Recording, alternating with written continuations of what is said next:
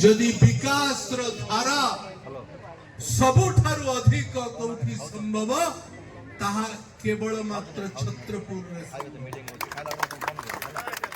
मु ए कथा 2019 रे कहितली ए कथा 2024 रे आपण मानकर सामना रे कहूची अनुरोध करूची आपण माननकु जे जेतबेले आपण साधारण लोकंक पाखकु जिबे वोट मागिबा पाई शंख चिन्ह रे दुईटी वोट दियंतु गोटे विधानसभा पाई गोटे लोकसभा पाई तांकु बुझेइबे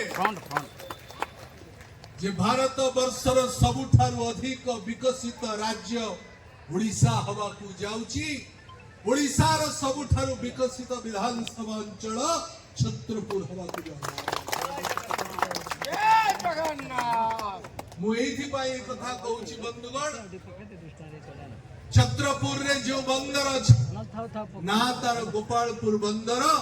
अंचल होची छत्रपुर भीतर ए बंदर भारत वर्षर सबुठारु अधिक विकसित बंदर हवा को जाउछि 2000 मसिया रे